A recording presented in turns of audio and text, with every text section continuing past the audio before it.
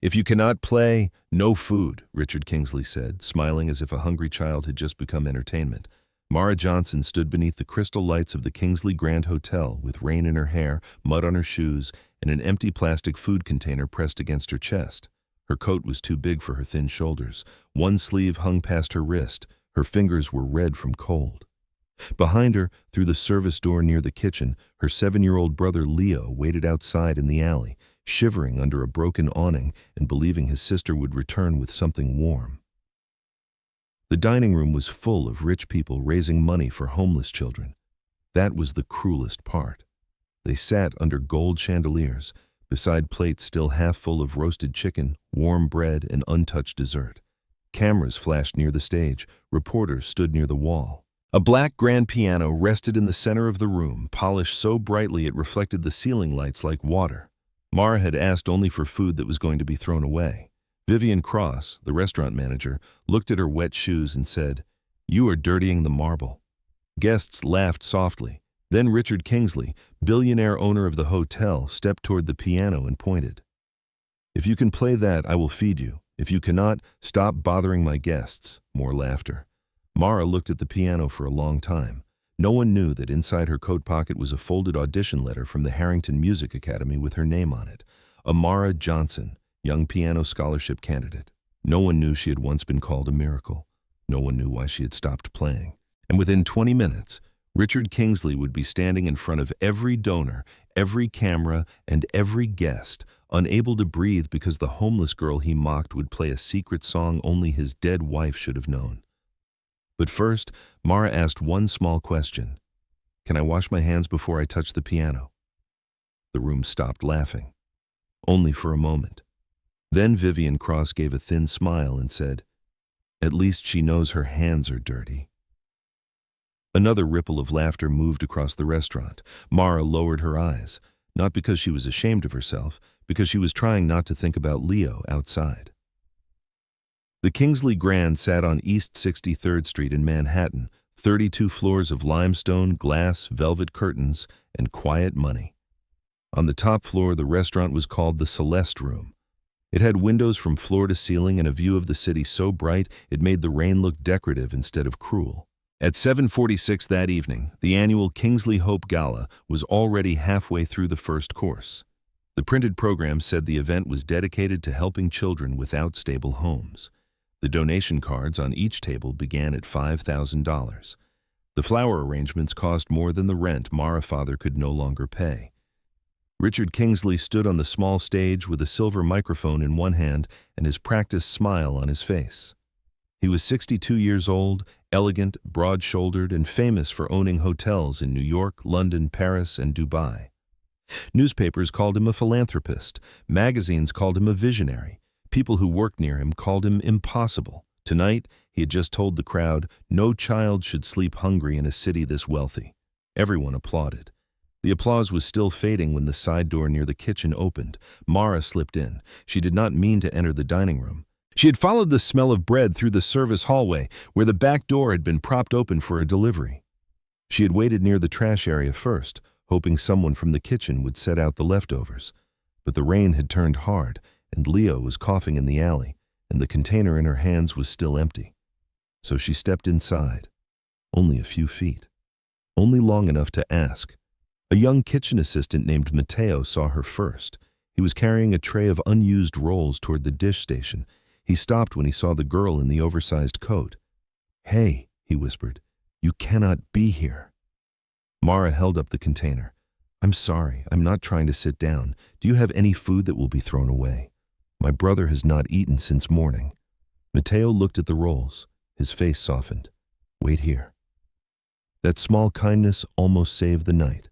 Then Vivian Cross saw them. Vivian managed the Celeste Room like it was a museum, and the guests were rare objects that could be damaged by ordinary suffering. She wore a cream blazer, a pearl pin, and a communication earpiece. Her shoes clicked across the marble floor with perfect authority.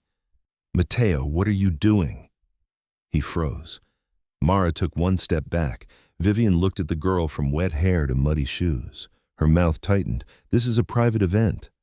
Mara nodded quickly. "Yes, ma'am. I know. I only need anything left over. Just a little. My brother is outside. Vivian's eyes moved to the empty container. No, please, we can eat outside. We will not bother anyone. You are already bothering people. Mara swallowed. At table 6, a woman in a silver dress turned to watch. At table 4, a man paused with his fork halfway to his mouth.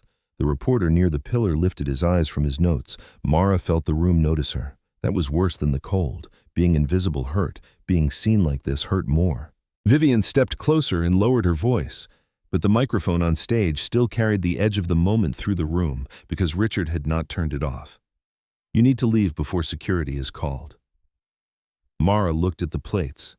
So much food, bread untouched, chicken left behind, soup cooling in white bowls, chocolate cakes with one bite missing. She imagined Leo eyes when she returned empty-handed. She held the container tighter. Please, it can be something small, Vivian said. If we feed one child at the back door, tomorrow we will have 20. This is not how serious establishments operate. The words serious establishments made a few guests nod. They liked charity and programs. Not at the doorway. Mara backed up again and accidentally left a muddy print on the marble. Vivian looked down. Do you see what you are doing? This floor was just cleaned. Mara dropped to one knee without thinking and tried to wipe the mark with her sleeve. The room murmured. A child on her knees in a charity gala. Still, no one moved. That was when Richard Kingsley stepped down from the stage. At first, some guests smiled because they thought he was about to do something generous. The cameras near the wall lifted. This was the kind of moment donors loved. The powerful man noticing the poor child. A perfect photograph. A clean story. But Richard was not thinking about kindness. He was thinking about disruption. The gala had investors in the room, city officials, a newspaper columnist, 2 board members from the Kingsley Foundation. The night had to look controlled, elegant, useful. A hungry child near the kitchen door was not part of the image. He approached Mara with the microphone still in his hand. Young lady, he said, do you know where you are? Mara stood quickly. A hotel, sir. A private fundraising dinner. Yes, sir. And did someone invite you? No, sir. Then why are you here? Her voice became smaller. My brother is hungry. Something in the room shifted. A few guests looked down at their plates. Mara continued. I asked only for food that would be thrown away. Richard glanced at Vivian, then at the cameras, then at the donors. He could have ended it with one sentence. Feed the children. He could have saved himself. Instead, pride stepped in front of mercy. He looked toward the piano in the center of the room. Do you see that instrument? Mara followed his gaze. The piano was a Steinway grand, black and shining, with the lid raised.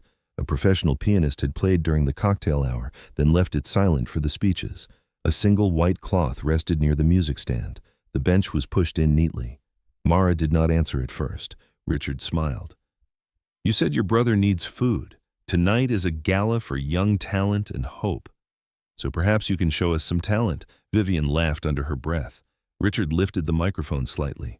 If you can play that piano, I will have the kitchen bring food for you and your brother. If you cannot, you leave quietly and stop disturbing a room full of people who are actually trying to help children.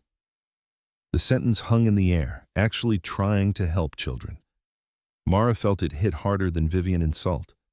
Because Richard did not see her as a child, he saw her as an interruption to helping children. A few guests laughed, not loudly. That made it worse. Soft laughter is what people use when they want cruelty without responsibility. Mara looked at the piano. For almost 2 years, she had avoided looking at pianos, in hotel lobbies, in churches, in school auditoriums, in the window of the music shop near 42nd Street. A piano was not only an instrument anymore, it was a door to the life she had lost. Her mother voice, her father hands carrying sheet music, the church basement where she first learned to shape sound, the audition letter that expired before she could use it, the promise she had folded into her coat and carried because throwing it away felt like burying herself. Vivian stepped beside Richard. Mr. Kingsley, we can simply have security remove her. Richard kept his eyes on Mara. No, let her choose. A man near table 8 chuckled. This should be good. Mara heard him. So did Mr. Samuel Hayes. The old conductor sat at table 3 near the piano, with silver hair, a black suit, and hands that trembled slightly when he lifted his water glass.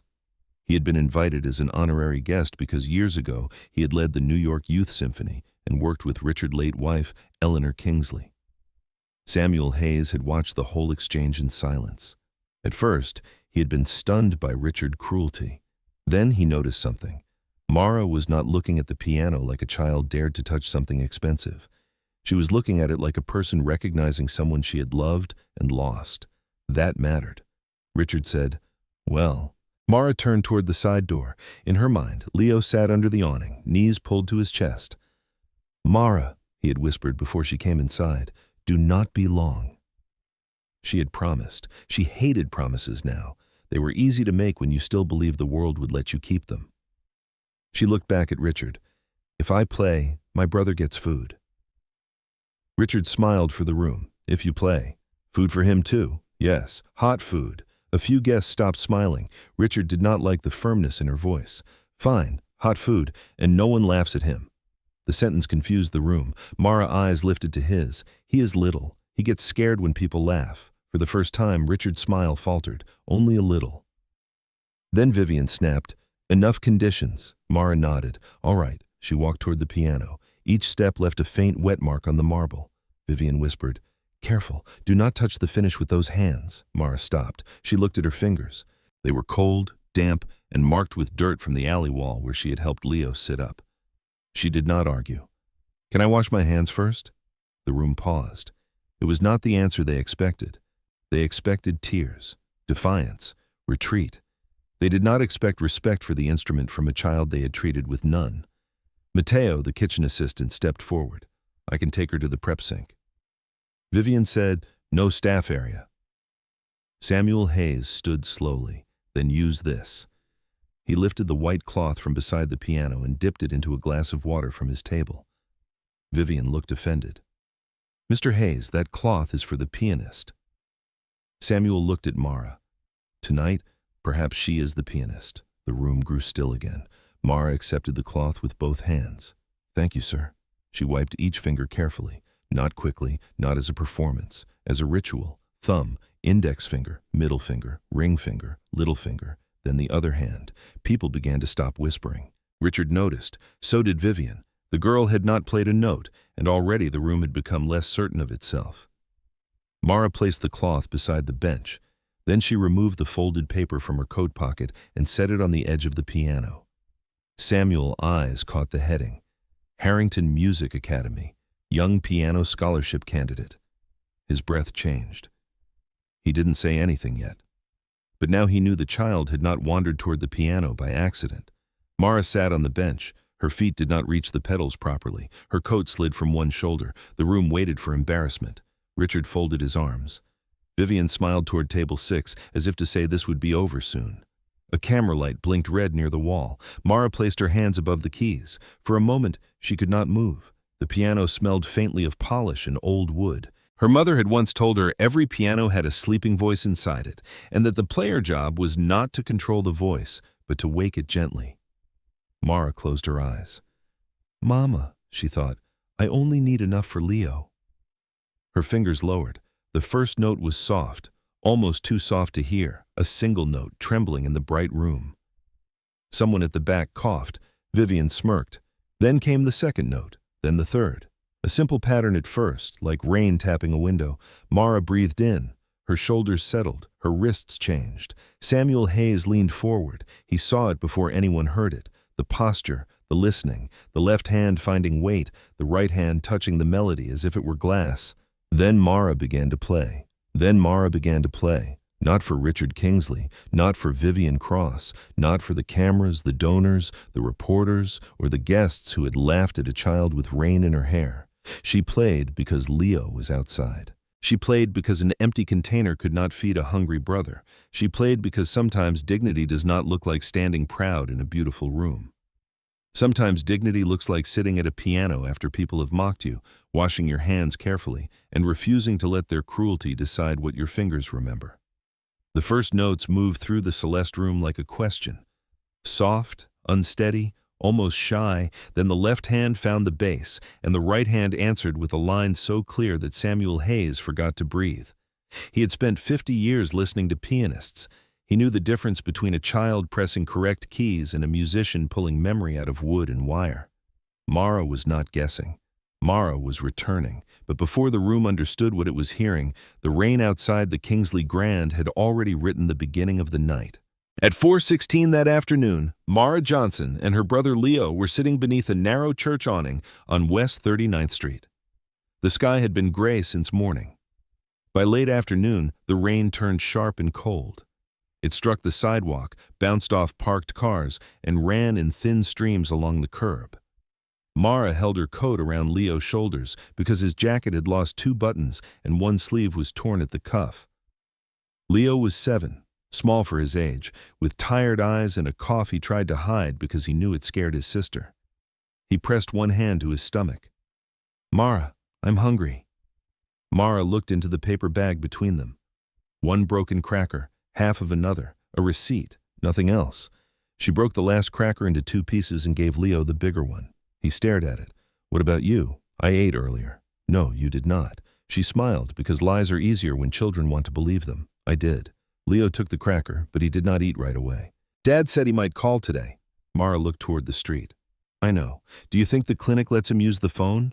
Maybe. Their father, Calvin Johnson, had been in a rehabilitation center in Queens since a construction accident crushed his right leg and damaged his spine.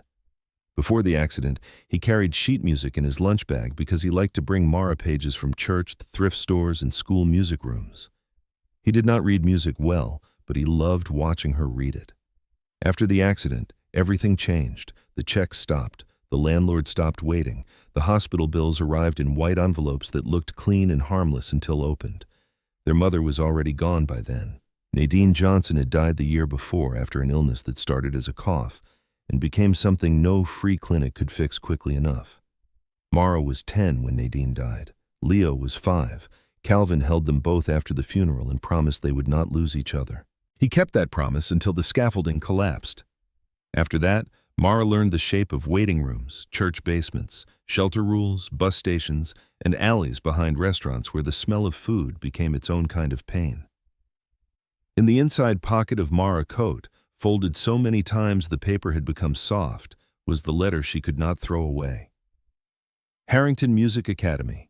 Young piano scholarship candidate. Audition date, March 18th. Arrival time, 9:30 in the morning. That date had passed almost 2 years earlier. On March 18th, Mara had not been in a clean dress outside the academy. She had been carrying Leo across 42nd Street because he had a fever and the shelter had lost their intake form. She had missed the audition by 3 hours. When she arrived, the front desk had already closed the candidate list. The woman behind the glass had said, "You can apply again next cycle." Mara had nodded. Next cycle. People with homes said things like that. Next month, next year, next chance. People with nowhere stable know that time is not always a road. Sometimes it is a door that locks while you are still running toward it. Mara kept the letter anyway, not because it could still save her, because it proved that once, somewhere, someone had believed she belonged in front of a piano. At 5:03, Leo began coughing harder. Mara placed her palm on his forehead. Too warm. She looked around the street. The church pantry had closed at 2. The shelter meal line would not open until 8.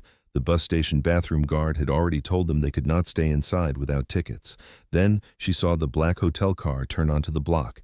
It stopped near the curb. A driver stepped out with an umbrella and opened the back door for a woman in a silver gown. Across the street, the Kingsley Grand Hotel glowed in the rain like a palace that had never heard the word hunger. Leo followed her eyes. "Do you think they have food?" Mara looked at the hotel. "They have everything. Can we ask?" She did not answer. Asking can be more frightening than hunger. Hunger hurts the body. Asking puts the hurt where people can see it. At 5:27, Mara walked with Leo behind the hotel where delivery trucks entered through the service lane. The alley smelled like wet cardboard, oil, bread, and garbage. A metal awning stuck out from the wall near the kitchen door, not wide enough to keep them dry, but better than nothing. Leo sat beneath it with his knees pulled up. Mara placed the empty plastic container in his hands. "Stay here. Where are you going?" "To ask. Do not go far. I will come back fast." He looked at the hotel wall. "Will they be nice?" Mara thought of all the times adults had said no before she finished speaking. She smiled anyway. "Maybe." Leo reached into his pocket and pulled out something wrapped in tissue. "I brought this." Mara froze. It was the small wooden keychain shaped like a piano that their mother had once bought at a street fair for $1. A few keys were painted crookedly. The black paint had chipped at the corner. Nadine had given it to Mara after her first church recital. "For my little thunderstorm," Nadine had said. "Because when you play, even rain listens." Mara had tried to leave the keychain with Leo for safekeeping, but he had brought it. "You need it," he said. Mara closed her hand around it. For a moment, she wanted to cry. Instead, she put it in her coat pocket with the audition letter. Then she stepped toward the kitchen door. At the same time, 32 floors above them, Richard Kingsley was standing in a private suite beside a mirror while an assistant adjusted his bow tie. The suite overlooked Manhattan. Rain ran down the glass in silver lines. Behind Richard, a framed photograph of his wife Eleanor sat on a piano bench near the wall. He had not moved it in 6 years. He also had not opened the piano in that room in 6 years. Eleanor Kingsley had been the only person who could make Richard quiet without making him feel tut. She had been a pianist, not world famous, but deeply loved by people who actually listened. She played in small halls, hospitals, schools, community centers, and once in the lobby of the Kingsley Grand when a winter storm trapped families there overnight. Richard had loved watching her play. Then he loved watching other people love her. Then, after she died, he began loving the memory of being seen beside her kindness more than he loved the work she had left behind. That was a different thing, a dangerous thing. The Kingsley Foundation still used her image. Her face appeared on brochures. Her name appeared on the gala program. Her favorite white flowers filled the room every year. But the Eleanor Music Fund had been closed 4 years earlier. Richard had called it restructuring. He had said the fund lacked measurable impact. He had signed the paper without reading the final list of children waiting for support. One name on that list was Amara Johnson. That name had sat in a closed digital folder under archive code EMF Final Transition File. No one opened it. Not Richard, not Vivian, not the board, not until the night a hungry child walked in through the wrong door. At 6:20, Vivian Cross supervised the final room check in the Celeste room. She inspected the name cards. She checked the press line. She told servers to replace bread plates with the logo facing outward. She reminded the hosts that uninvited people were not to be allowed near the dining floor. "This is a donor environment," she said. "We are here to protect the guest experience." Matteo, the kitchen assistant, heard her from beside the service station. "What about leftover food after dinner?" he asked. Vivian looked at him. "What about it? The kitchen has extra trays. Good Harvest Shelter asked if we could send anything tonight." Vivian's face hardened. "Not tonight, but the shelter is 4 blocks away. This is a media event. I will not have staff carrying donation bins through the service entrance while reporters are present." Matteo said nothing. He needed the job. His mother rent depended on part of his paycheck. His younger sister needed school supplies. He had already been warned twice for arguing about food waste, so he stayed quiet.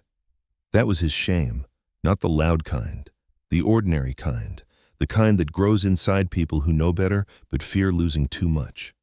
At 7:46, Richard began his speech. At 7:48, Mara entered. At 7:51, Vivian called her dirty. At 7:53, Richard pointed at the piano. Now, as Mara played, Matteo stood half-hidden near the service door with both hands clenched in front of him. He watched the girl he had almost helped. He watched the room that had laughed. He watched Richard Kingsley lose the smile from his face one note at a time. Mara began with a piece she had learned at St. Agnes Church when she was 8. It was not the hardest piece she knew, but it was the one her hands could find even after months without practice. The first passage was gentle, then faster, then deeper. Her fingers were still cold, and one nail had cracked earlier that day when she opened a stuck shelter locker. A small sting ran through her right hand, but she didn't see stop. The piano was better than any instrument she had touched in years. Every key answered, every note had color. A low note rolled like thunder beyond the city glass. A high note rose like a candle flame. The room began to change. Forks stopped moving. A donor lowered his wine glass without drinking. A reporter let her pen rest against the page. Vivian Cross stood near the service station with her mouth slightly open. She had expected one of two things: a child who could not play, or a child who could play a little, enough to make a cute scene. She had not expected control. She had not expected sorrow. She had not expected the room to turn against her without anyone speaking. Mara did not look at the guests. Looking would break something. She kept her eyes on the keys. The black keys were hills. The white keys were streets. Her hands found roads she thought grief had erased. And under everything, she heard Nadine. Not as a ghost, as memory. Sit tall, little thunderstorm. Loose wrists. Do not hit the piano. Ask it. When Mara was 5, Nadine had cleaned rooms at the Kingsley Grand during morning shifts and sang old songs while making beds. She had no money for music lessons, but she had a voice full of warmth. At night, she brought Mara and Leo to St. Agnes Church, where an old upright piano sat in a basement classroom beside stacked folding chairs and a broken heater. Mara had been too small to reach the pedals, but she could hear everything. If Nadine sang a melody once, Mara could find it. If a hymn was played during service, Mara could repeat the left hand by memory. When she was 6, a visiting teacher named Miss Celia heard her playing after church and called Nadine over. "Your daughter has rare ears?" Miss Celia said. Nadine laughed. "She hears me opening a cookie box from 2 rooms away." "No," Miss Celia said. "I mean music. She hears structure. That word changed their lives for a while." Structure. Suddenly, the little girl from the church basement had lessons on Tuesday evenings, donated sheet music, a recital dress from a neighbor, a scholarship application, a recording sent to Harrington Music Academy. Mara remembered her first real audition room, white walls, 2 judges, 1 black piano. Her shoes too tight because Nadine had bought them a size small from a clearance rack. Mara had played a Mozart sonata and then a blues melody her father hummed while fixing the sink. 1 judge had cried. The other had written the word extraordinary. That word had carried Mara for months. Then Nadine got sick. After that, music became quieter in the house, not because love left, because survival became loud. Medicine bottles, rent calls, hospital forms, bus rides, Leo crying at night because he did not understand why Mama could not sing. Mara still played at church when she could, but after Nadine died, every note hurt. Her father Calvin tried to keep it alive. "Your mother did not give you music so you could bury it with her," he told Mara one evening. Then he was injured, and Mara buried it anyway, not all at once. First she missed 1 lesson, then 2, then the academy audition. Then she stopped going near pianos because each one asked why she had disappeared. Now, in the Celeste room, the Steinway asked the same question.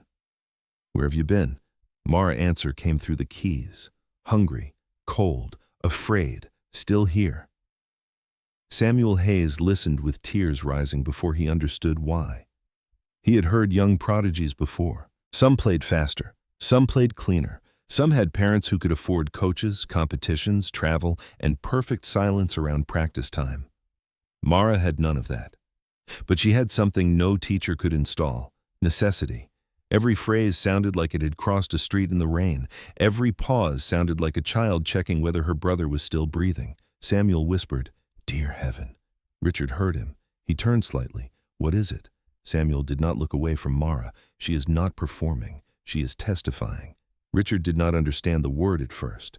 Then Mara reached the middle section of the piece, and the entire room seemed to sink into the sound. Richard felt something move in his chest. He had not felt it in years. Not pleasure, not grief exactly, recognition. Eleanor had once told him that real music did not impress first. It recognized you first, then waited to see if you were brave enough to recognize yourself. He had laughed when she said it. He was not laughing now. Mara ended the first piece on a note so soft it seemed to vanish before the room could catch it. No one clapped. For 2 seconds, no one remembered how. Then applause began at table 3. Samuel Hayes stood. 1 clap, then another. Helen from the foundation board joined. Then a reporter, then more guests. The applause grew, but Mara flinched. She was not used to applause anymore.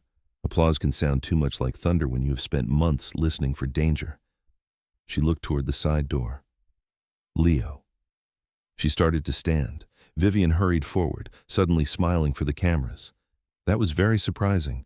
Wonderful. Now we can handle this privately." Mara stopped. "Food for my brother." Vivian's smile tightened. "Of course. We will arrange something downstairs." Mara looked at Richard. "You said hot food." Richard did not answer immediately. He was still staring at the piano. The room was watching him now, not Mara. That was new. Before, he had controlled the story. Now the story had placed a child at the center and left him standing outside it. He cleared his throat. Yes, hot food. Mara stood. Then I need to go get him. Vivian said. Security can handle it. No. The word came from Mara before she could make it polite. Vivian's eyes flashed. Mara lowered her voice, but not her truth. He is scared of strangers. Samuel Hayes stepped closer. Let the child go with someone she trusts, or better, send a staff member with her and keep the door open. Mateo stepped forward at once. I can go. Vivian looked furious. Richard looked at Mateo. Your name? Mateo Alvarez, sir. You saw her outside. Mateo swallowed. I saw her ask for food. I was going to give her bread before Miss Cross stopped me. Vivian snapped. Mateo!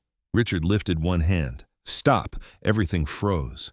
It was the first time that night Richard used power to halt cruelty instead of direct it.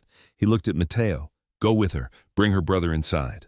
Mateo nodded. Mara gripped the folded audition letter from the piano edge and slipped it back into her pocket. She started toward the service door. Then Samuel spoke gently. Amara. She stopped. No one in the room had called her that. Not Mara. Amara. The name on the letter. She turned. Samuel's eyes were on her pocket. Were you invited to audition at Harrington? Mara's face changed. A private door inside her had been opened in public. A long time ago, she said. How long?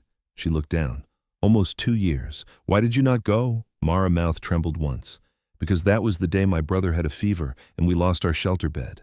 The room fell quiet again. Not theatrical quiet. Guilty quiet. The kind that arrives when people understand that a missed appointment was not irresponsibility. It was poverty, choosing which emergency got to be survived first. Richard looked at the folded paper in her coat. A document. A date. A future that had expired in silence. He should have asked about the letter then. He did not. That delay would matter. Mara left through the service door with Mateo. The door swung closed behind them. For the first time all night, the hungry girl was not in the room, and the room had to sit with what it had done without her presence to soften it. Vivian moved quickly toward Richard. Mr. Kingsley, we should control the narrative before this becomes uncomfortable for the donors. Richard turned to her slowly. Control the narrative. She lowered her voice. There are reporters here. It can still be a positive moment, a spontaneous discovery, a child talent, your generosity. Samuel Hayes looked at her with open disgust. Richard said nothing. Vivian continued. We should not dwell on the entrance issue. The girl played. We are feeding her. Everyone wins, Samuel said. A hungry child is not a public relations opportunity. Vivian stiffened. With respect, Maestro Hayes, this is a delicate donor environment. Samuel's voice became colder. Madam, I have conducted orchestras through war memorials, funerals, and hospitals. Delicate is not a word you use to hide shame. Some guests lowered their eyes. Richard looked toward the side door. Behind it, Mara was walking into the rain to bring in the brother she had been humiliated to feed. And Richard finally began to understand the shape of his mistake. Not the full shape. Not yet. That would come with the next song. Outside in the alley, Leo was still under the broken awning, holding his stomach in the plastic container. When Mara stepped out, he jumped up. Did they give food? Mara knelt and put both hands on his shoulders. They will. He saw her face. Did they hurt you? No. Did they yell? A little. His eyes filled with tears. I'm sorry. Mara pulled him close. No, Leo, you did nothing wrong. Mateo stood a few feet away in the rain, ashamed that he had not done more before. He removed his kitchen jacket and held it over Leo's shoulders. The boy looked at him with suspicion. It is okay, Mateo said. I work in the kitchen. Leo whispered, Do we have to pay? Mara closed her eyes. No. Do you have to play more? Mara did not answer fast enough. Leo understood too much. He took her hand. I can be not hungry. The sentence broke Mateo. He turned away, wiping his face with his sleeve. Mara held Leo's hand tighter. You do not have to be not hungry. She stood. And this time, when she walked back toward the service door, she did not lower her head. That was the change. Small, quiet, but real. She had entered once as a child begging not to be noticed. She returned as a sister who had paid the price demanded by a cruel room and was coming to collect what had been promised. Inside the Celeste room, the guests turned when the door opened again. Mara entered first. Leo followed, wrapped in Mateo jacket, wet hair stuck to his forehead, eyes wide at the chandeliers, the silver, the gowns, the cameras, the piano. He stepped closer to Mara. She put one arm around him. Richard looked at Leo and lost another piece of his defense. It is easy to mock hunger when it is an idea. It is harder when hunger has a small hand gripping a sister coat. Leo looked up at Mara and whispered, "Is this where the food is?" A woman at table 6 began crying. Mara nodded. Yes. Then Leo asked the question that would haunt Richard longer than the music. "Do you have to play again before we eat?" No one breathed. Mara looked at Richard. So did everyone else. Richard opened his mouth. For once, no speech came ready. He had built hotels, bought buildings, commanded rooms, signed checks large enough to change city blocks. But one hungry 7-year-old had asked him the only question that mattered. Do we have to earn the right to eat? Richard finally said, "No." His voice was rough. "You do not have to play anything." Leo still looked unsure. Mara asked, "Promise?" Richard looked at her, then at the piano, then at the cameras, then at Samuel Hayes, then at the photograph of Eleanor projected on the gala screen behind the stage. He whispered, "I promise." But Mara did not sit at the table yet. She looked at the piano again. Something had awakened. A door she had locked for almost 2 years stood open, and behind it was not only pain. There was her mother voice. There was the church basement. There was the song Nadine used to play when rain hit the window and Leo could not sleep. Mara said softly, "I can play one more." Richard looked startled. "You do not have to." "I know. Then why?" Mara touched the wooden piano keychain in her pocket. "Because my mother said this song helps people remember home." Samuel Hayes went still. Richard frowned. "What song?" Mara returned to the bench. Leo sat nearby with Mateo and a bowl of soup brought by a shaken kitchen server. Mara placed her hands over the keys again. Samuel took one step closer. Richard felt a warning in his chest he could not name. Then Mara played the first phrase of a melody no guest in that room had ever heard. Except Richard. And the dead woman whose portrait watched from the screen. Then Mara played the first phrase of a melody no guest in that room had ever heard. Except Richard. And the dead woman whose portrait watched from the screen. The first notes were simple. Too simple for the room to understand why Richard Kingsley suddenly stopped moving. A low note. A pause. 3 falling notes in the right hand, then a turn in the melody so gentle it felt less like music and more like someone opening a window after years in a locked house. Richard's face changed before anyone else knew why. The practiced charity smile disappeared. The anger disappeared. Even the pride disappeared. For one moment, the billionaire owner of the Kingsley Grand Hotel looked like a man who had seen someone step out of a grave. Samuel Hayes heard it too. His hand went to the back of a chair. "No," he whispered. Vivian Cross looked between the men. "What is wrong?" No one answered. Mara kept playing. She did not know the name the world had never heard. She did not know that Eleanor Kingsley had written this melody in a private notebook the winter before she died. She didn't know that Richard had once sat beside his wife in the hotel suite while she played the unfinished song at 2 a.m, rain running down the window glass, her hair tied loosely at the back, her voice soft as she said, "I think this one belongs to children who have nowhere to go." He had asked what she would call it. Eleanor had smiled. Home Beyond the Rain. The title had never been printed, never recorded, never performed at a gala, never sent to a publisher. After Eleanor died, Richard locked the notebook in a drawer and avoided every room with a piano. Yet here it was, alive under the fingers of a homeless girl he had dared to humiliate for food. Mara played the second phrase. The room grew smaller around the sound. Leo sat near Mateo Alvarez with a bowl of soup in his lap, but he forgot to lift the spoon. His eyes stayed on his sister. He had heard this song before in alleys, churches, bus stations, shelter corners, and once beneath a bridge while rain hit a metal rail overhead. To Leo, the song did not belong to a dead rich woman. It belonged to Mara. It belonged to nights when he was scared and Mara pressed 2 fingers against his wrist, tapping rhythm so he could sleep. It belonged to their mother, Nadine Johnson, humming quietly while folding donated clothes. It belonged to hunger. It belonged to trying anyway. Mara's eyes stayed on the keys. Her right hand trembled once. She had not played this much in a long time. The muscles in her arms were tired. Her fingers were cold. The cracked nail on her right hand stung whenever she reached for the higher notes. But she kept going. Because the song had opened something in her chest. And because Leo was eating. That was enough. Richard took one step toward the piano, then another. Samuel Hayes lifted one hand, stopping him without touching him. Let her finish. Richard stopped. For once, he obeyed someone softer than himself. The melody deepened. It moved from sadness into something warmer. Not happiness. Not yet. Something more fragile. The sound of a person standing in rain and seeing a light in a window far away. At table 7, a donor pressed a napkin to her eyes. At table 2, a city councilman who had spent the first half of the evening laughing too loudly stared down at his untouched dessert. The reporter near the pillar lowered her camera. She had been sent to write a charity society story. She was watching a confession instead. Vivian whispered to a server, "Turn off the press camera." The server hesitated. Vivian hissed, "Now." Matteo saw it from near Leo. He stood. "Leave it on," he said. Vivian turned. "Excuse me." Matteo's voice shook, but he did not sit down. "You wanted cameras when Mr. Kingsley was talking about hungry children. Why turn them off when one is actually here?" The room turned toward him. Vivian's face flushed.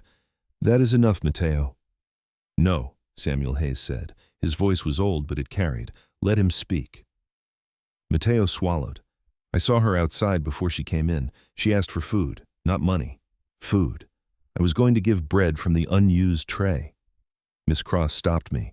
Vivian snapped, "Because there are safety protocols." Matteo looked at the table where half-eaten plates sat untouched. Those rolls were going in the trash. Vivian's voice sharpened. "You do not understand hospitality management." Mara kept playing. The argument moved around the music like wind around a candle. Richard heard the words, but he could not look away from the piano. Home Beyond the Rain, his wife's song, this child hand, the room he owned, the shame he had earned. Mara reached the bridge of the piece. That was where Eleanor had always stopped, the unfinished section. Richard remembered it because Eleanor had laughed one night and said, "I cannot find the way home yet." But Mara did not stop. She played through it. Not exactly as Eleanor had played. Not polished, not written, not learned from a page. She played a continuation shaped by memory, hunger, fear, and her own young heart. The melody rose higher than Eleanor's version, then fell into a lullaby line that made Leo finally begin to eat. Samuel Hayes covered his mouth. This was not imitation. It was inheritance. When the final note came, it did not end sharply. It faded, like rain moving away from a roof. No one clapped. This time, the silence was not confusion. It was reverence.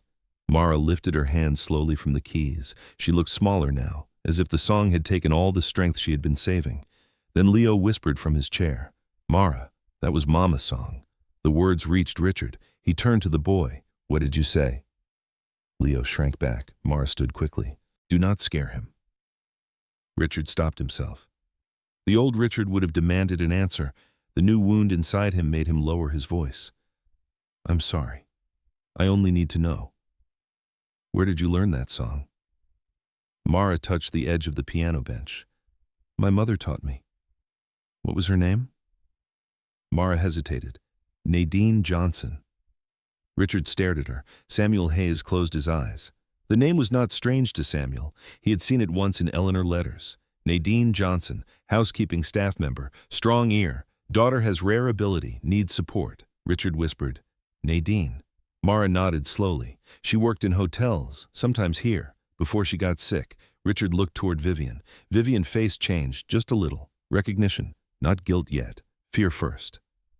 Samuel stepped forward. "Child, did your mother study with Eleanor Kingsley?" Mara looked at the portrait on the gala screen. The woman in the picture had kind eyes and dark hair pinned at the back. Mara spoke softly.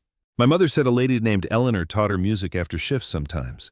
She said the lady had sad hands but a kind voice." Richard looked as if the sentence had struck him in the chest. Sad hands. Eleanor had hated being photographed at the piano because she said cameras made hands look proud when music was supposed to make them honest. Mara continued, "Mama said Eleanor taught her the rain song. She said I should play it when Leo was scared." Richard's voice broke. "That song was never published." Mara stepped away from the bench. "I'm sorry. I did not know I was not supposed to play it." The apology almost destroyed him. A child had been mocked, forced to perform for food, and now she was apologizing for knowing a song grief had tried to bury. Richard said, No, you did nothing wrong." Vivian moved quickly. Mr. Kingsley, perhaps we should take this discussion to a private room. The child has eaten, and we can arrange transportation. The gala program is already behind schedule. Samuel looked at her in disbelief. Transportation to where? Vivian said, appropriate services. Mara grabbed Leo's shoulder. We are not being separated. No one said separated, Vivian said, but her voice was too smooth. Mara had heard that tone before. At shelters, at intake desks, in offices where adults spoke above children, as if fear did not understand language. Leo stopped eating. Mara, he whispered. She put one hand on his head. It is okay. But her own voice shook. Richard saw it. He looked at Vivian. Why would she think we are separating them? Vivian smiled tightly. Children in unstable situations are often processed through different agencies. It is procedure. Mara said, Our father is alive. Vivian looked annoyed. No one said he was not. He is in a rehabilitation clinic. He did not leave us. He got hurt. The room went quiet. Mara continued, We only need food tonight. I did not ask anyone to take us. Richard slowly turned toward Vivian. Have you called security or outside services? Vivian paused 1 second too long. Mateo spoke. She told security to stand by before Mara played. Vivian snapped. Because an unauthorized minor entered a restricted event, Richard's voice lowered. And after she played. Vivian did not answer. Daniel Price, the hotel legal counsel, had been standing near the press table since the start of the gala. Until now, he had tried not to become part of the scene. Richard looked at him. Daniel. The lawyer straightened. Yes, Mr. Kingsley. Find out whether any call was placed involving these children. Daniel took out his phone. Vivian said, That is unnecessary. Richard looked at her. I decide what is unnecessary in my hotel tonight. The sentence was cold enough to stop her. Mara held Leo closer. For the first time all night, Richard noticed something that should have been obvious. Every adult decision in the room had made the children more afraid. Even the help being discussed sounded like a threat because no one had started by asking what they needed. He stepped toward Mara and lowered himself until he was closer to her height. Mara took a small step back. He stopped immediately. You are safe here, he said. She looked at him. You laughed at me. The words were quiet. The room heard them anyway. Richard's eyes filled. Yes, you made me play for food. Yes, if I'd played badly, would Leo still be hungry?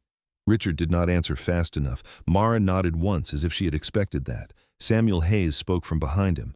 Answer her. Richard looked at the floor. Before tonight, maybe. A gasp moved through the room. He lifted his eyes to Mara. That is the truth. And that truth is why I'm ashamed. Vivian looked horrified. Mr. Kingsley? He did not look at her. Mara, I was wrong before you played a single note.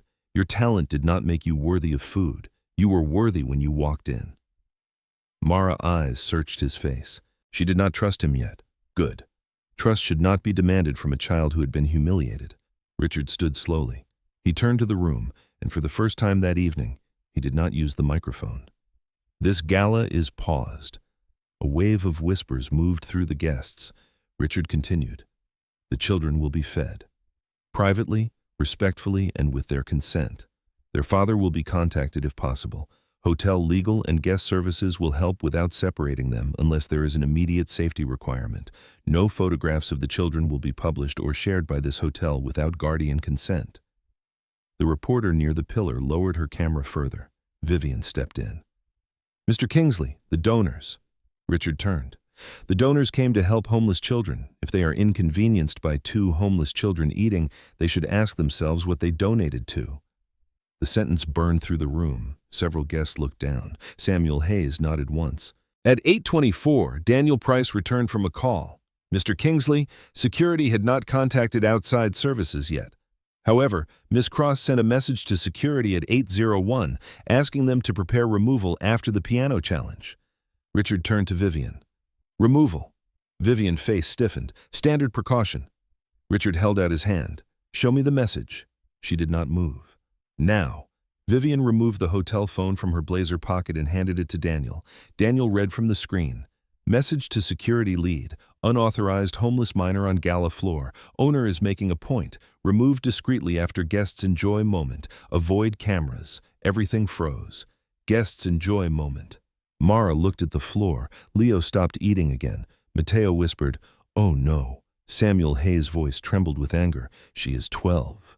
Vivian went pale. That was not meant the way it sounds. Richard looked at her. How was it meant? Vivian's mouth opened, then closed. There was no clean version of those words. Guests enjoy moment. The phrase had done what truth often does. It removed decoration. Richard handed the phone back to Daniel. "Preserve that message." Daniel nodded. Richard turned to Vivian. "You are relieved from floor control immediately pending review." Vivian stared. "Mr. Kingsley, you cannot be serious." "I am very serious. This is one difficult moment." "No," Richard said. "This is the first moment I stopped helping you hide all the others." Vivian's face changed because she understood. There were others. At 8:28, Richard ordered the side dining room opened, not the staff corridor, not the security office, not the back alley, a real dining room with chairs, warm lights, and a door that could close away from cameras. Leo and Mara were brought hot soup, chicken, rice, bread, tea with honey, and dry towels. Mara waited for Leo to eat first. Richard noticed. He remembered Eleanor doing that with children at music workshops. She always waited until the shy ones took the first bite before she asked questions. Mara wrapped both hands around the mug of tea. Steam rose against her face. For the first time that night, she looked like a child instead of a shield. Richard stood near the doorway, not entering fully. He didn't want to crowd them. Samuel Hayes sat across from Mara with permission. Mateo stood nearby. Richard looked at him. "You can sit." Mateo blinked. "Sir, sit. You helped them." Mateo sat slowly, still wearing the apron that marked him as kitchen staff in a room where he had likely never been invited to sit. That mattered too. Mara ate 3 spoonfuls, then stopped. Richard said gently, "You can have more." She looked up. "Can we take some to Dad? Where is he?" "Queens Rehabilitation Center." "I think. Last week it was Queens. They move him sometimes when insurance changes." Richard looked at Daniel. "Find Calvin Johnson." Daniel nodded. Mara tightened. "Do not get him in trouble." Richard looked back at her. "For what?" "For being hurt." The room went quiet again. Richard had no answer that would not sound foolish. Samuel changed the subject softly. "Amara, do you still have your Harrington letter?" Mara touched her coat. "Yes." "May I see it?" She hesitated. "It is old. Old does not mean worthless." Mara unfolded the letter carefully and handed it to him. The paper was worn at every fold. One corner had softened from rain. The ink was faded but readable. Samuel read, "Amara Johnson, young piano scholarship candidate. Preliminary recommendation from Celia Brent. Audition, March 18th. He looked up sharply. "Celia Brent was your teacher for a little while. She tried to help us. Then Mama got sick." Samuel sat back. Celia Brent had been one of the finest ear training instructors in the city. She did not recommend children lightly. He turned to Richard. "This is not a charming surprise. This is a failed system with a name and date." Richard felt the words settle into him. A failed system, not a miracle. A record. A child had been on paper before she became rain-soaked at his gala. Daniel returned with a tablet. "Mr. Kingsley, we found archive references to Nadine Johnson in old staff records. Housekeeping, 2015 to 2020. There is also an Eleanor Music Fund note attached to her dependent file." Richard stiffened. "Open it." Daniel hesitated. "It may contain private family information." Richard looked at Mara. "May we review a file that may explain how Eleanor knew your mother? You can say no." Mara looked at Samuel. "Is it bad?" Samuel shook his head. "It may help prove what was lost." Mara thought of the audition letter, then she nodded. Daniel opened the file. Archive code EMF, final transition file. Beneficiary family note. Nadine Johnson, housekeeping staff. Dependent Amara Johnson. Age 6 at first observation. Exceptional auditory memory. Rapid pattern recall. Needs continued instruction, instrument access, meal support, transport stipend, and family stability review. Richard stopped breathing. Daniel scrolled. There was a note from Eleanor. "Please make sure Amara is not left behind if funding changes. This child hears music like shelter." Richard sat down. For the first time all evening, his legs would not hold him. Eleanor had seen Mara, years before Richard mocked her, years before the gala, years before the rain. Eleanor had written her name, her need, and her gift into a file, and Richard had closed the fund. He looked at Mara. She did not understand all of it yet. That made it worse. She was not watching a billionaire realize a business error. She was watching a man realize that his neglect had a child face. Richard whispered, "Eleanor knew you." Mara held the mug. "I do not remember her. Mama did." Samuel looked at the file again. "There are continuation recommendations." Daniel scrolled further. "Funding status. Paused after Eleanor Kingsley death. Final board decision. Program absorbed into broader foundation review. No individual follow-up completed." Richard covered his mouth with one hand. No individual follow-up. A phrase clean enough to sit in a board file. Cruel enough to leave a child outside in the rain. Mara looked at him. "Did we do something wrong?" Richard looked up, horrified. "No." "Then why did it stop?" The question had no place to hide. Richard's voice broke. "Because I stopped looking." Mara did not answer. Leo leaned against her, sleepy now, soup half finished. Richard looked at the side room door. Beyond it, the gala guests waited in the main hall, surrounded by flowers bought in Eleanor's name, raising money under a foundation that had failed a child Eleanor had asked them not to leave behind. The shame was no longer personal, it was structural. Richard stood. "Mr. Hayes, will you stay with them?" Samuel nodded. "As long as they want me here." Richard turned to Daniel. "Bring Marisol Grant from Foundation Compliance. Bring Board Chair Evelyn Hart if she is still in the building. Bring the archive files for the Eleanor Music Fund. Bring food service policy, security policy, and all guest removal logs from the past 12 months. Vivian, standing near the door under guard of her own panic, said, "Richard, this is excessive." He turned. "No."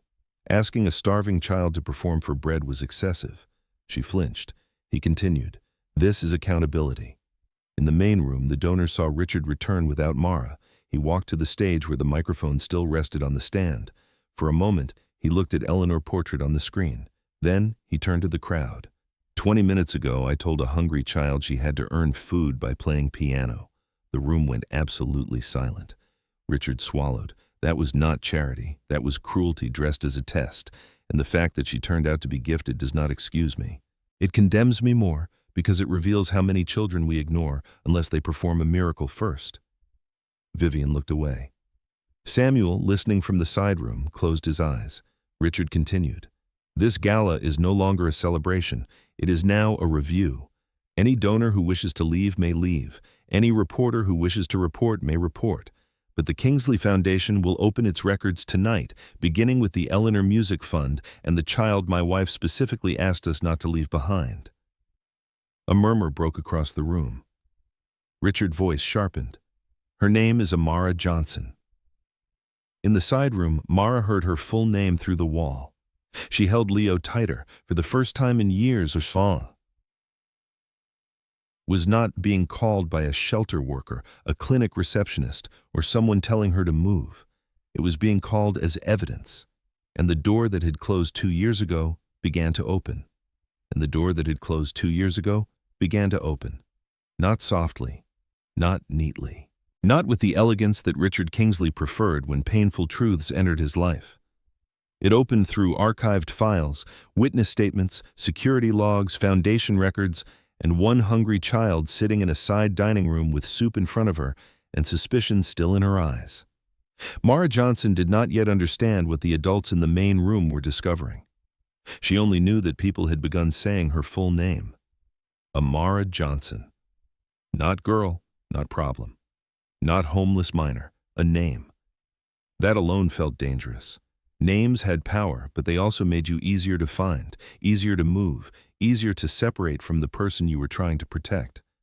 So Mara kept one arm around Leo while he leaned against her, sleepy from warmth and food.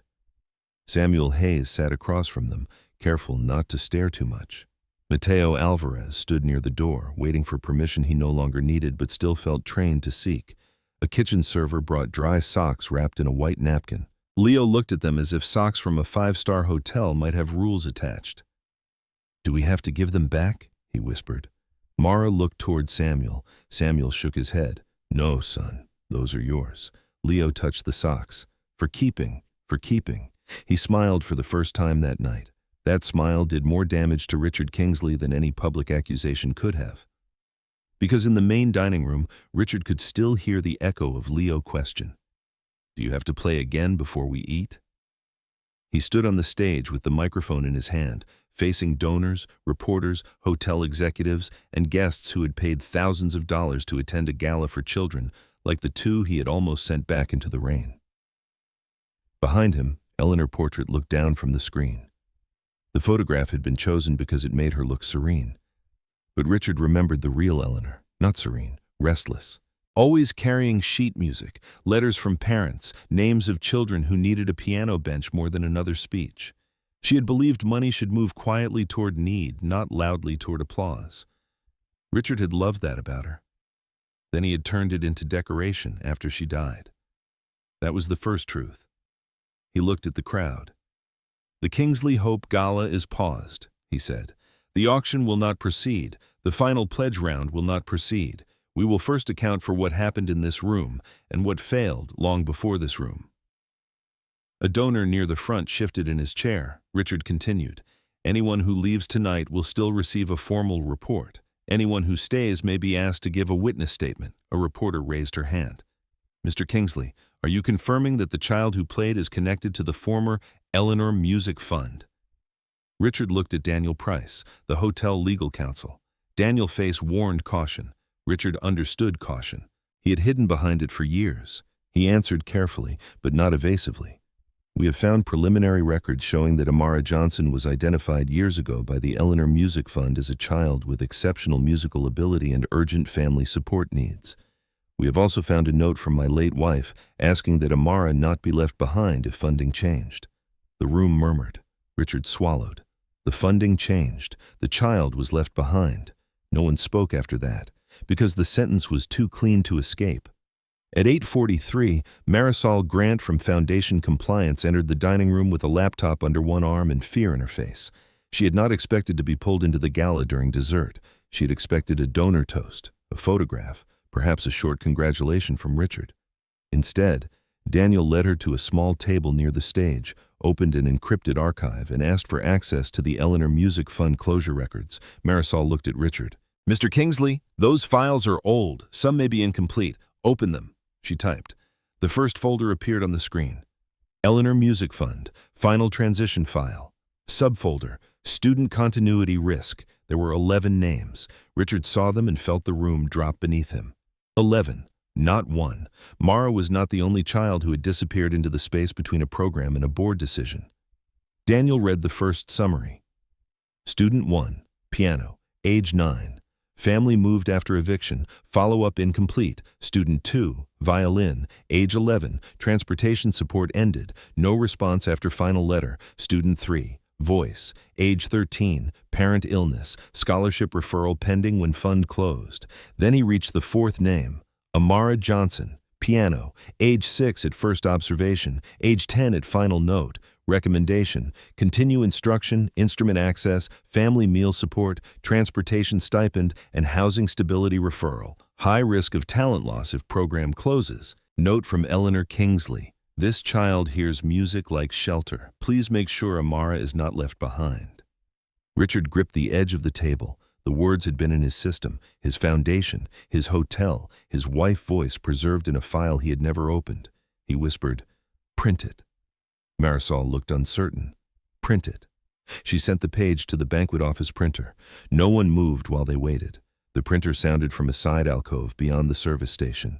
A faint mechanical whir, paper sliding, ink drying, such an ordinary sound for something that felt like judgment. Mateo brought the page back. Richard took it. His hands shook. At the top was Eleanor letterhead. At the bottom was her digital signature. Eleanor Kingsley, founder, Eleanor Music Fund. Richard stared at the signature until it blurred. Vivian Cross stood near the wall, no longer in control of the floor. Her earpiece had been removed. Her cream blazer looked less like authority now and more like costume. Still, she tried to survive by sounding practical. "Mr. Kingsley," she said, "the foundation issue is tragic, but it is separate from restaurant operations tonight." Richard slowly lifted his head. Separate. Vivian nodded, gaining confidence. The child entered through an unauthorized service door during a private event. I followed security protocol. The later discovery of her talent and prior file does not change the fact that she breached the event perimeter. The phrase breach the event perimeter moved through the room like cold air. Samuel Hayes stepped out from the side dining room. She is 12, he said. Vivian turned, and this is a luxury property with safety obligations. Richard looked at Daniel. Pull service entrance camera. Daniel nodded to the security director, who had arrived with a tablet and 2 uniformed guards. The video loaded on the screen near the stage. Camera 4. Service alley. Time 7:44. Rain poured across the frame. Mara stood under the awning with Leo. She took the empty plastic container, touched Leo's face, and walked toward the delivery door. She waited until a delivery cart exited, then stepped inside. Camera 5. Service hallway. Mara entered slowly. She did not run. She did not hide. She looked around, found Mateo, and spoke to him with both hands visible. Daniel adjusted volume from the hallway microphone. Mara's voice came through faintly. Please, do you have anything that will be thrown away? My brother is hungry. The dining room went still. There was no breach. There was no threat. There was only a hungry child asking for food before adults turned hunger into spectacle. The video continued. Mateo looked toward the bread tray. Vivian entered. Her face tightened. She pointed toward the dining room exit. Mara stepped back. The sound was faint, but Vivian's words could still be heard. You are dirtying the service floor. Mateo lowered his head. Vivian's face went white. Samuel said, There is your protocol. Richard looked at the security director. Was there an immediate safety threat? No, sir. Was she aggressive? No, sir. Was she armed? No, sir. Was she asking for money? No, sir. Richard turned to Vivian. Then the danger you saw was poverty in view of donors. Vivian said nothing. That silence answered. At 8:58, board chair Evelyn Hart arrived from the reception lounge downstairs. She was 70 years old, silver-haired, and known for being impossible to intimidate. Eleanor had recruited her to the foundation board years earlier because Evelyn believed wealthy institutions needed at least one person in the room who did not fear wealthy men. She walked in, took one look at Richard's face, and said, How bad? Richard handed her the printed note. Evelyn read it. Her jaw tightened. Then she looked at the side dining room, where Mara and Leo sat. That child is Amara Johnson. Yes. Evelyn closed her eyes. I remember Eleanor fighting for that list. Richard stared at her. You remember? Evelyn nodded. She wanted protected funding. After she died, the finance committee folded the music fund into general youth programming. You signed the closure recommendation. Richard's voice dropped. Did you warn me? I did. He looked as if she had struck him. Evelyn continued. You said the foundation needed efficiency, not sentiment. The room heard it. Efficiency, not sentiment. Clean words again, words that made harm sound adult. Richard looked down at Eleanor's note. I do not remember saying that. Evelyn's voice softened, but only slightly. I do. The blow was complete. Because it had not been an accident. Not exactly. Grief had made him impatient with anything that sounded like Eleanor still asking something of him. Closing the fund had been easier than listening to her values continue without her, and Mara had paid for that ease. Richard turned toward the side dining room. For a moment, he could not walk. Then he did. The room watched him cross the floor. Mara saw him enter and straightened immediately. Leo moved closer to her side. Richard stopped at the doorway. May I come in? Mara hesitated. Samuel looked at her, not Richard. Your choice. Mara nodded once. Richard entered slowly and did something nobody expected. He lowered himself to one knee. Not dramatically, not for cameras. In fact, he looked toward Daniel and said, No photographs. The reporters lowered their devices. Richard faced Mara and Leo at eye level. Mara Johnson, he said, I was cruel to you tonight. I made your hunger into a condition. I treated food as something you had to earn by entertaining people who already had more than enough. That was wrong before I knew you could play. It was wrong before I knew your mother name. It was wrong before I knew Eleanor had written about you. Mara's hands tightened around the mug. Richard continued. I'm sorry. Leo looked at him. Do we still get to take food to Dad? Richard shut his eyes for a moment. Yes. Mara asked, Are we going to be separated? No, unless there is a safety issue none of us know about. And even then, not without proper process and someone advocating for you. She did not understand every word, but she understood the shape. Not tonight. Richard said. Not tonight. Mara looked at him for a long time. Then she asked the question she had held since the piano bench. If I could not play, would you still be sorry? Richard could have lied. The room almost begged him to lie. Instead, he looked at the floor. Before tonight, maybe not. Mara nodded slowly. That answer hurt, but truth hurts cleaner than lies. Richard lifted his eyes. That is why the apology cannot be the end. If my remorse only exists because you are gifted, then it is still selfish. So here is what will happen before anyone calls this a beautiful story. He looked at Leo. You and your sister will eat tonight. Your father will be located and contacted. A family advocate will be assigned to you, not to control you, but to explain choices. Housing support will be offered. Medical support will be offered. School support will be offered. Mara interrupted. What does offered mean? Richard paused. It means you can say no. She looked surprised. He continued. And if you say yes, it will not be because you owe me forgiveness. It will be because my foundation failed your family and must correct what it can. Samuel nodded quietly. That distinction mattered. Charity can become another way to own people if it demands gratitude in exchange for repair. Richard stood. Then he turned to Mateo.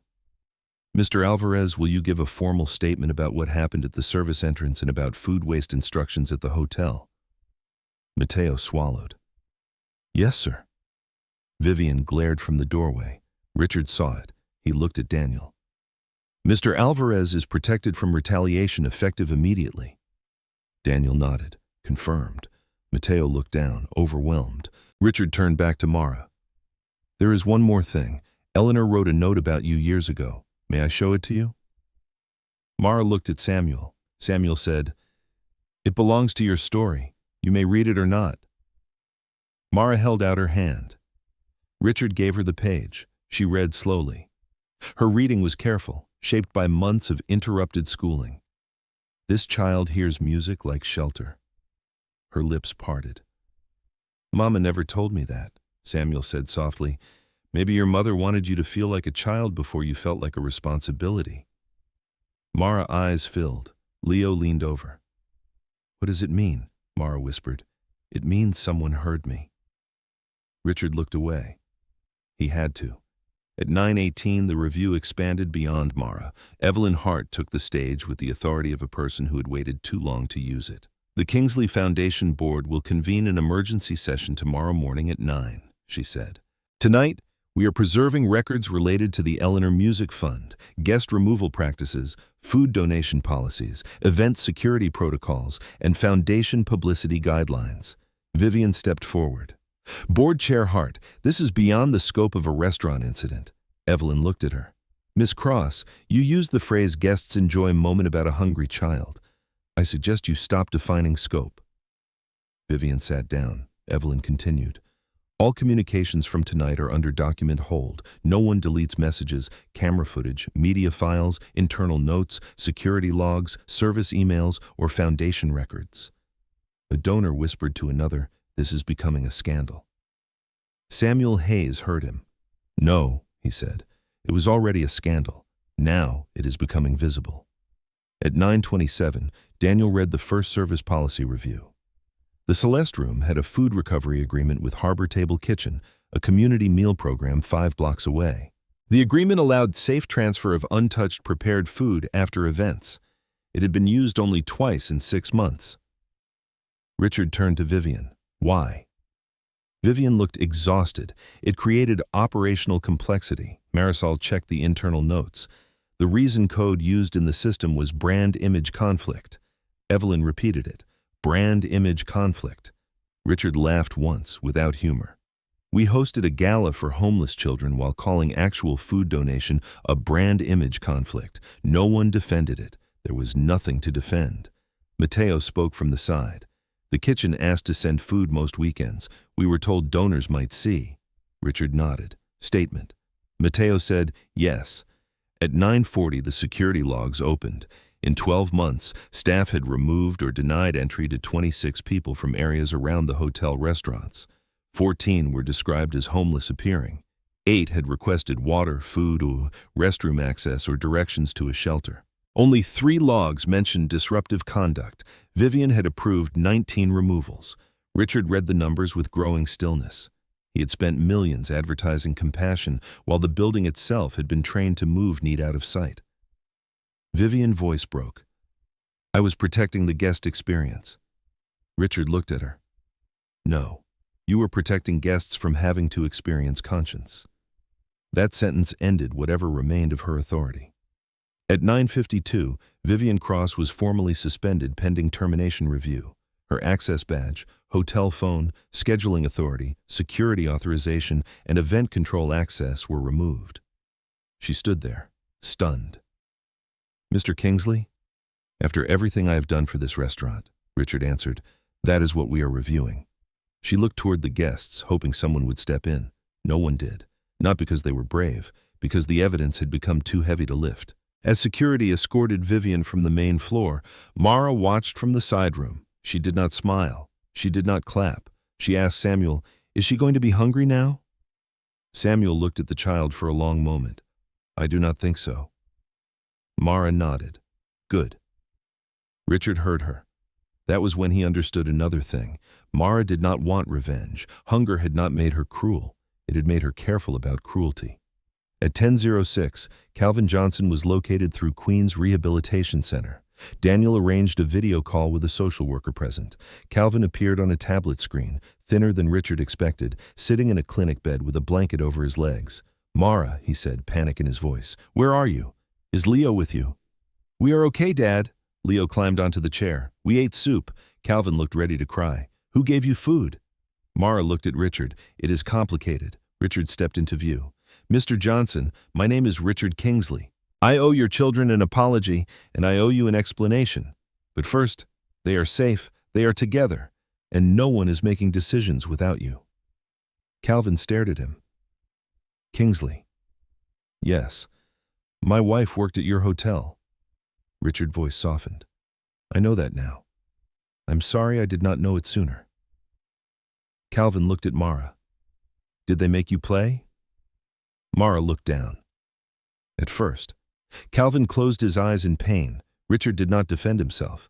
Calvin opened his eyes again. Listen to me, Mr. Kingsley. My daughter is not a show.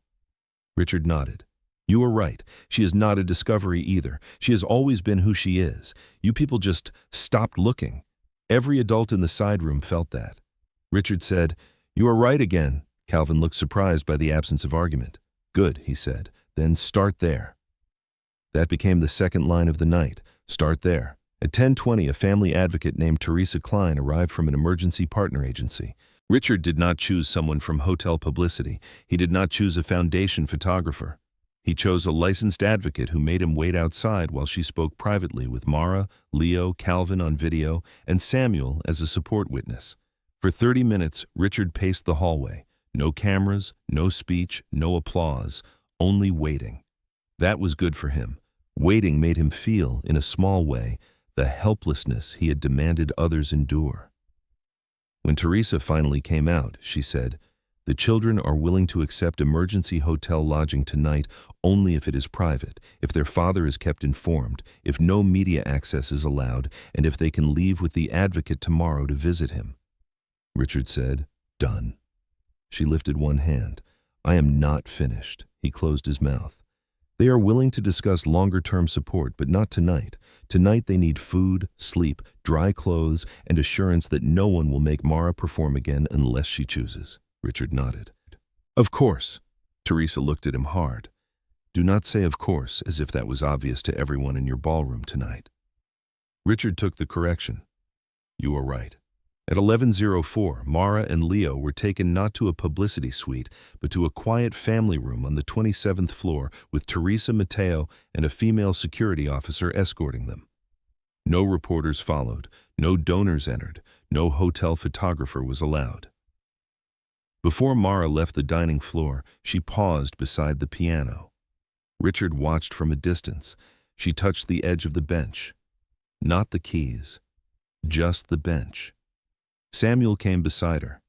You can come back to it when you want. Mara looked up. What if I forget again? Samuel smiled gently. Then we begin again. She nodded. Then she took Leo's hand and left. The elevator doors closed. Only then did Richard return to the main room.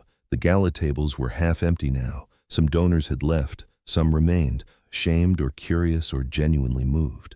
The plates had been cleared. The white flowers still stood in Eleanor's name. Richard walked to the piano. He placed Eleanor's note on the music stand. Then he faced the room.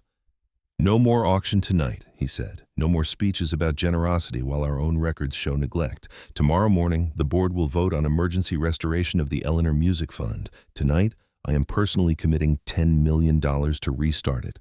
But money is not the point if systems remain cruel." The room listened. He continued, "Every Kingsley Grand property will implement food recovery partnerships within 30 days. Every employee may request emergency food support for a person in immediate need without manager retaliation. Every security removal involving a person asking for food, water, shelter directions, or restroom access will require written review. Every charity event must include direct service action, not only donor photographs." Evelyn Hart nodded. Richard's voice grew quieter. "And Amara Johnson will not be used as our redemption story. She is not proof that we are good. She is proof that we were late." Samuel Hayes whispered, "Good." Richard looked at Eleanor's portrait. Then he said what he had avoided for 6 years. "My wife did not leave me a portrait to hang. She left me doors to keep open. I closed one.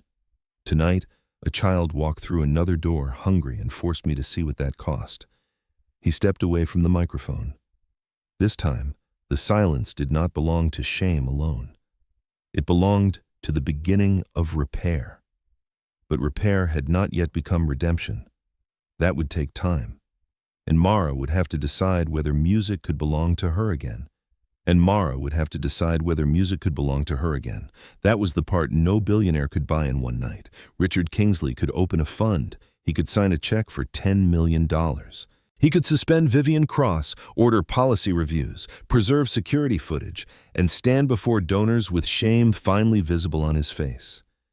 But he could not hand Mara back the 2 years she had spent avoiding every piano in the city. He could not erase the hunger from Leo's memory. He could not make Calvin Johnson walk without pain. He could not bring Nadine Johnson back to hear her daughter play Home Beyond the Rain in a room that once tried to throw her children out. Repair could begin quickly. Healing would not. At 6:30 the next morning, the Kingsley Foundation Board gathered in Conference Room 12 on the 29th floor. No flowers, no champagne, no donors, no cameras. Only files, legal pads, coffee gone cold, and a printed copy of Eleanor Kingsley's note in the center of the table.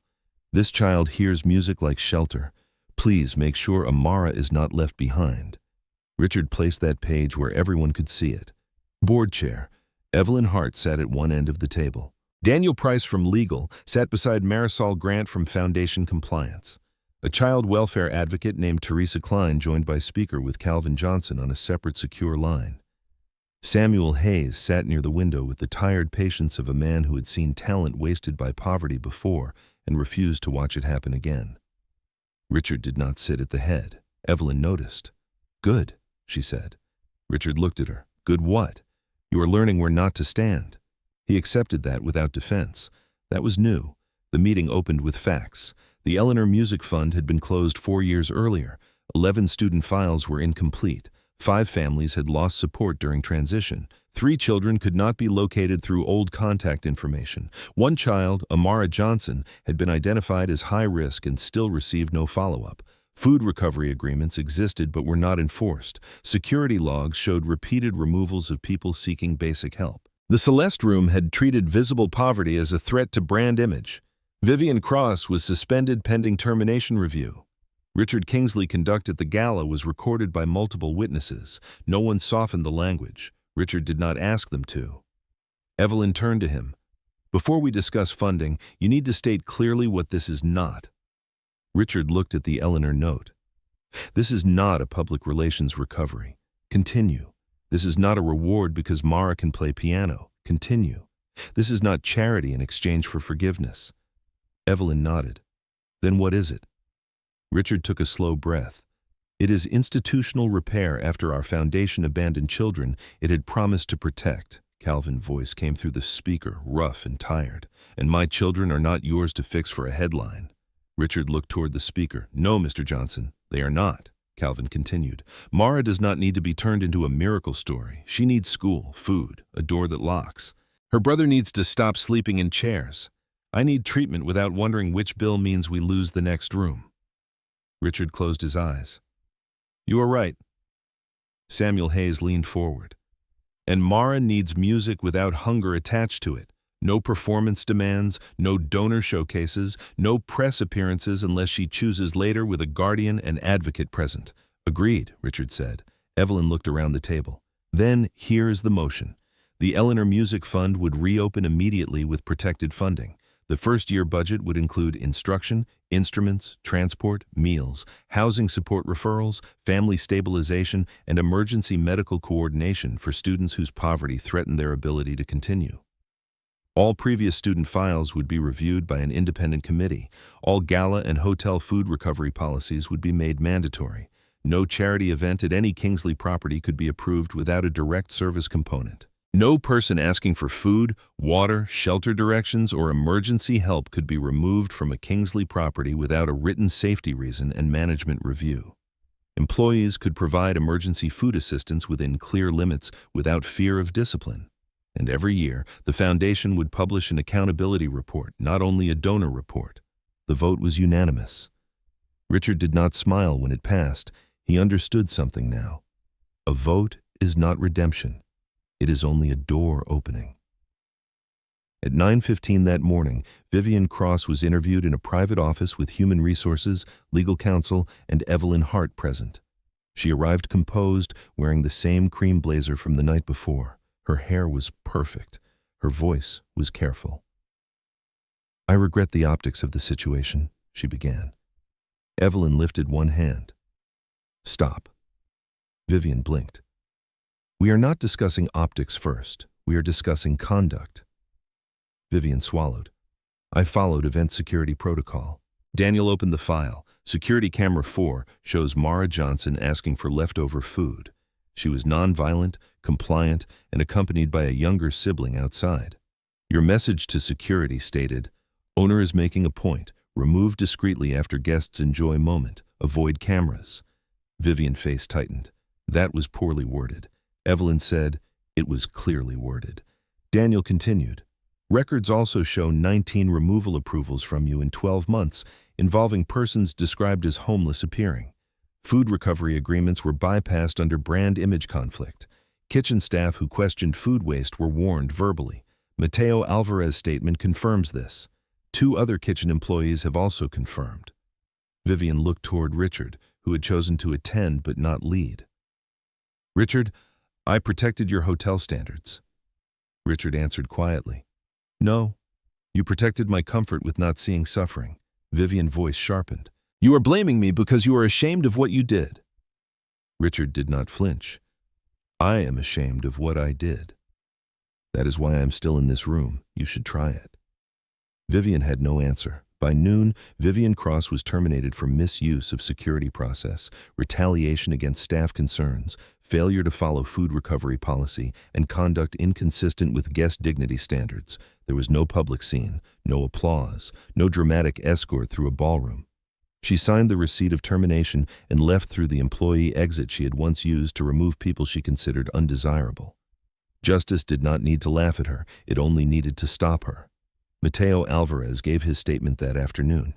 He admitted he had stayed silent before, not because he did not care, because he was afraid. "My mother rent comes from my paycheck," he said. "I told myself the food would not change anything. I told myself if I lost the job, I could help nobody. But last night, I watched a girl play piano just to get soup for her brother, and I understood that my silence had been part of the lock on the door." Richard listened. Then he said, "Thank you for saying the part that makes you look imperfect." Mateo nodded. "It is the only part that feels honest." 3 days later, Mara and Leo visited Calvin at Queens Rehabilitation Center. Richard did not come into the room until invited. Samuel Hayes came with them, carrying a small keyboard case, but he left it outside at first. Teresa Klein sat near the door, making sure no one turned the reunion into a scene. Calvin cried when he saw Leo in clean clothes. Leo climbed onto the bed carefully, trying not to hurt his father leg. Mara stood at the foot of the bed longer than she meant to. Calvin held out one hand. Little thunderstorm. That was what Nadine had called her. Mara broke. She crossed the room and buried her face against his chest. "I'm sorry," she whispered. Calvin held her as tightly as his body allowed. "For what?" "I missed the audition. I lost the letter. I stopped playing. I could not keep Leo fed." Calvin's eyes filled with pain. No child should have to apologize for not carrying the whole world. Richard stood near the door and looked down, because that sentence was for him too. Calvin looked past Mara toward Richard. "Are you the man who made my daughter play for food?" Richard lifted his eyes. "Yes." The room became still. Calvin said, "Come here." Teresa looked ready to intervene, but Calvin raised one hand. Richard stepped closer. Calvin studied him. "Do not tell me you are sorry because she is talented," Richard answered. "I am sorry because she was hungry and I made hunger prove itself." Calvin looked at him for a long time. "Good. Start there." Mara wiped her face. Calvin turned to her. "Do you want to play again?" Mara did not answer immediately. That was all right. For the first time in a long time, no one rushed her.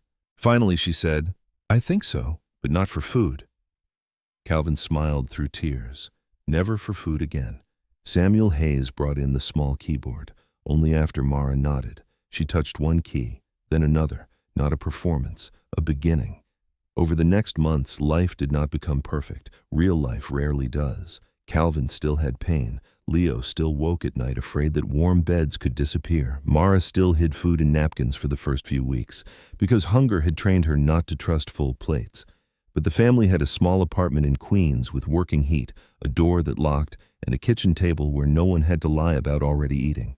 Mara enrolled in school again. Leo carried new pencils in a blue backpack and told everyone his sister could make rain listen. Calvin continued therapy.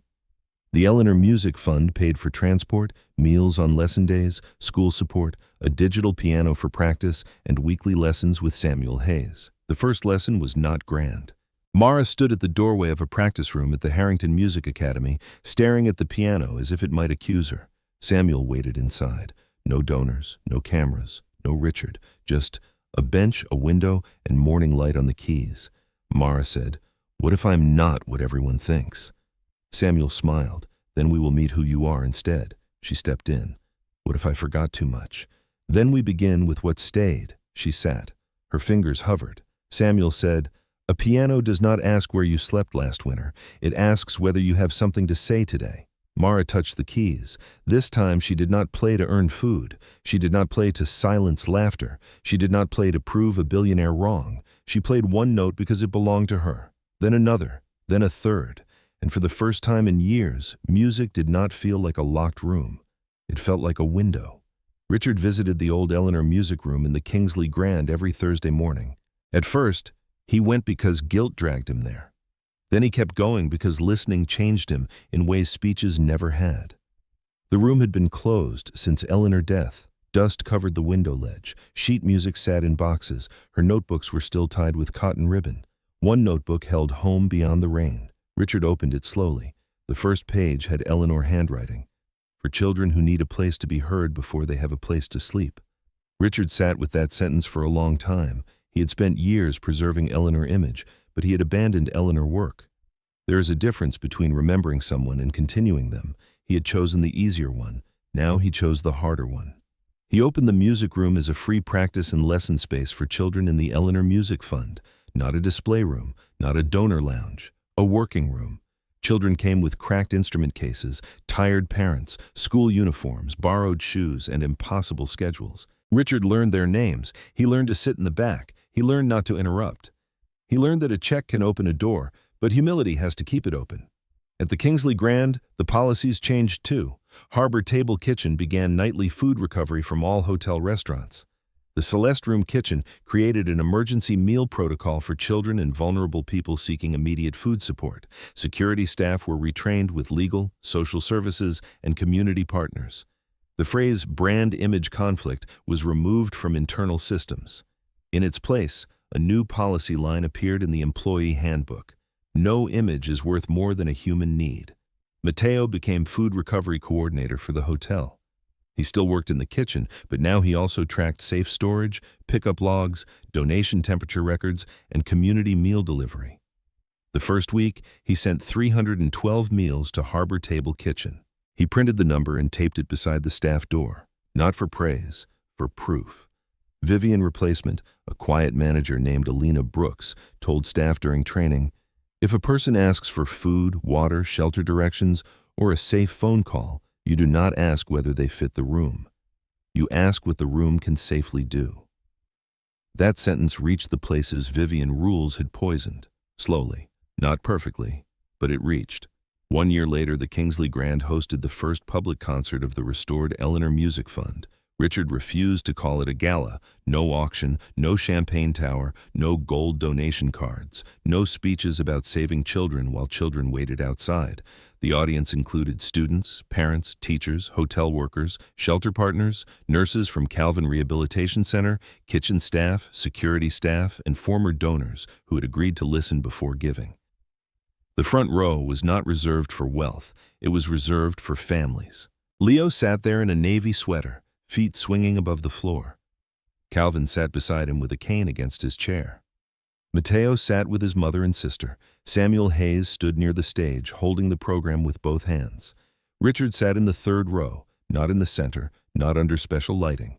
Evelyn Hart sat beside him. On the wall behind the piano was Eleanor's photograph, smaller than before, no longer used as decoration above a donor table. Below it was her sentence, "For children who need a place to be heard before they have a place to sleep." When Mara walked on stage, the room stood. She was 13 now, still thin but stronger. Her hair was pulled back with a blue ribbon Leo had chosen. Her dress was simple. Her shoes were polished but not new. Around her wrist was the small wooden piano keychain Nadine had given her, tied with black thread because the metal ring had broken months earlier. Mara reached the piano bench and stopped. For a second, the memory came back. The first gala, the laughter, Vivian voice, Richard pointing at the piano, "If you cannot play, no food." Her hands went cold. The room waited. Samuel did not move. Richard did not move. Leo whispered from the front row, "You do not have to." Mara heard him, and that was why she could, because this time no one had placed hunger on the other side of the song. She sat. She rested her hands on the keys. The first piece was Bach, clear, patient, careful. Then she played a short blues variation her father used to hum. Calvin cried openly. Then Mara paused. She looked toward Samuel. He nodded. She began Home Beyond the Rain. The melody rose into the hall, soft at first, then warmer, not desperate now, not a plea from a child outside a locked room. It still carried rain, but the rain no longer sounded endless. It sounded like weather someone had survived. Richard felt Eleanor in the music, but he also heard what Eleanor had never written. Mara's own ending. The part she had found in the year after hunger stopped deciding whether she could play. The music climbed, trembled, nearly broke, then settled into a final chord that felt like a door left open. For everyone. The applause came slowly. Then, fully. Mara stood, but she didn't bow right away. She looked at Richard. He stood too, tears on his face. Then he did something the old Richard would never have done. He didn't walk onto the stage. He didn't take the microphone. He didn't turn her triumph into his redemption. He stayed in the audience and applauded like everyone else. That was respect. After the concert, a little girl in a red coat stood near the piano, staring at the keys. Her mother wore a hotel cleaning uniform and kept whispering, "Do not touch, baby." Mara saw them. She walked over. "Do you want to try?" The little girl's eyes widened. "I do not know how. That is okay. My hands might be dirty." Mara looked at the mother, then at the child. Hands can be washed. Dreams should not be turned away. The mother covered her mouth. Mara pulled out the bench. The little girl sat. She pressed one key.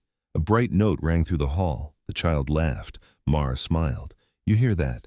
The piano answered you." Richard watched from the back of the room. No camera captured the moment. No donor plaque marked it. No headline would come from it. That made it even more real. Later, when the hall emptied, Richard stood alone before Eleanor's photograph. Samuel joined him. "She would have liked tonight," Richard said. Samuel looked at the piano. "She would have liked the little girl after the concert most." Richard nodded. "I know." He looked down. "I still hear Leo asking if Mara had to play again before they could eat." "Good," Samuel said. Richard looked at him. "Good." "Yes." Some questions should haunt powerful people. They keep doors open. Richard accepted that. At the side of the stage, Mara helped Leo fold programs. Calvin waited near the aisle, smiling. For the first time in years, Mara did not feel like a child carrying everyone through rain. She felt like a girl with a family, a teacher, a home, and a piano she could return to without fear. Not safe forever. Life never promised that, but safe enough to dream again. That was the miracle. Not that she was a prodigy, not that she shocked a room full of rich people. Not that a billionaire cried. The miracle was that a child who had been asked to prove she deserved dinner was now teaching another child that she did not have to prove she deserved music. So if this story made you think of a child whose talent was ignored because poverty was louder, write their name in the comments. If you have ever seen kindness turned into a performance, while real need waited outside the door, share this story. And if you believe no child should have to sing, play, dance, win, impress, or perform a miracle before receiving food, safety, and dignity, subscribe for more stories where the overlooked are finally seen, the powerful are held accountable, and justice begins when one person refuses to look away. Because Richard Kingsley thought he was challenging a homeless girl. He thought hunger could become a lesson for his guests. Vivian Cross thought poverty was dirt on the marble. The donors thought charity was something written on a program. But Mara Johnson sat at the piano with cold hands, an empty stomach, and a brother waiting in the rain, and she gave them a lesson no speech could survive. She did not become worthy when she played. She was worthy when she walked in. The music only exposed the people who had forgotten that. And sometimes, the quietest child in the room carries the song that can wake an entire empire from its sleep.